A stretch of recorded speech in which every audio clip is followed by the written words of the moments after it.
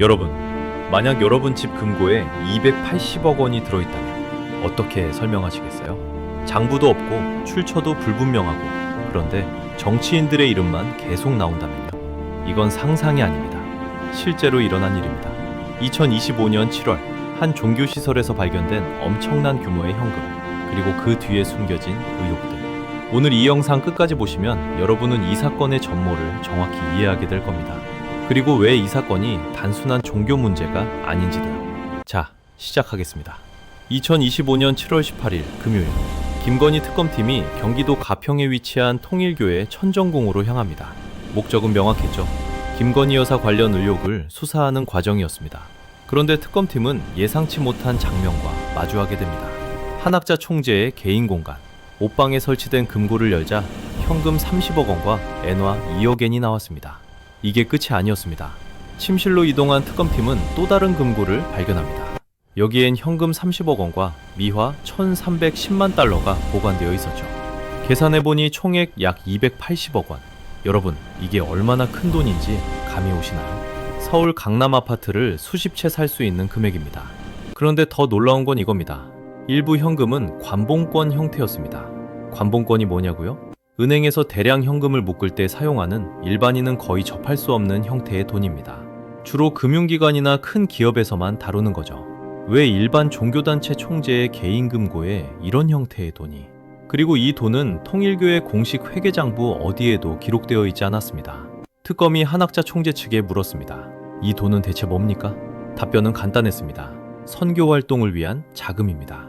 표면적으로는 그럴듯해 보입니다. 대형 종교단체니까 선교 활동에 큰 돈이 필요할 수도 있겠죠? 하지만 여기서부터 이야기가 꼬입니다. 첫째, 출처가 명확하지 않습니다. 이 돈이 어디서 왔는지, 누구한테서 받은 건지, 언제 모은 건지 기록이 없어요.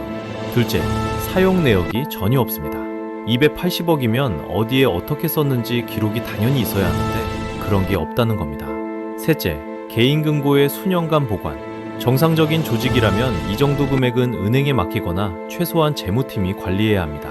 여러분, 이상하지 않나요? 280억이라는 거액을 장부도 없이 개인 금고에 현금으로만 보관한다? 특검도 같은 의심을 했습니다. 이 돈이 혹시 정치권으로 흘러간 게 아닐까? 그런데 여기서 수사는 갑자기 멈춥니다. 많은 분들이 궁금해하실 겁니다. 의심스러우면 그냥 수사하면 되는 거 아니에요? 맞습니다. 정상적인 상황이라면 그래야죠. 하지만 특검에게는 치명적인 제약이 있었습니다. 특검법상 수사 대상이 아니다. 무슨 말이냐면 특검은 김건희 여사와 관련된 특정 혐의만 수사할 수 있는 권한이 주어진 겁니다. 천정궁의 280억은 우연히 발견된 건데 이건 특검 수사 범위를 벗어난다는 거죠. 법의 경계선 때문에 수사가 막힌 겁니다. 하지만 특검도 그냥 넘어가지 않았습니다. 금고 관리를 담당했던 A씨를 소환해서 추궁합니다. 이 돈 어디서 왔습니까? 어디에 쓰였습니까? 누구한테 전달한 적 있습니까?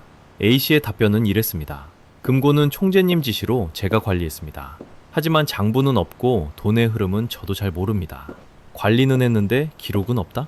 돈은 들어오고 나갔는데 흐름은 모른다? 뭔가 석연치 않죠. 그런데 더 결정적인 진술들이 나오기 시작합니다. 여러분, 지금부터가 진짜 핵심입니다. 화면에서 눈을 떼지 마세요. 특검 수사 과정에서 관계자들의 진술이 확보됩니다. 첫 번째 진술, 한 총재님께서 쇼핑백에 현금 1억 원을 넣어 저에게 건네셨습니다. 두 번째 진술, 그 돈을 받아서 포장을 다시 하고 권성동 의원에게 전달했습니다. 세 번째 진술, 2022년에 한 정치인이 천정궁을 방문해 경배를 올렸습니다. 그 직후 선물이 전달됐습니다. 자, 여기서 퍼즐 조각들이 맞춰지기 시작합니다. 천정궁 금고에 있던 현금, 쇼핑백에 담아 정치인에게 전달. 단순한 선교 자금이었다면 왜 이런 방식으로 움직인 걸까요? 물론 이 시점에서는 아직 정황일 뿐입니다.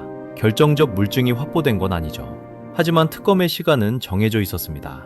더 이상 파고들 수 없었어요. 그래서 이 사건은 다음 주자에게 넘어갑니다. 2025년 하반기, 이 사건은 경찰청 국가수사본부로 이첩됩니다. 특별 전담수사팀이 꾸려집니다. 규모는 23명, 소규모 팀이 아닙니다. 팀이 출범하자마자 한 인물을 만납니다. 윤영호 전 통일교 세계본부장.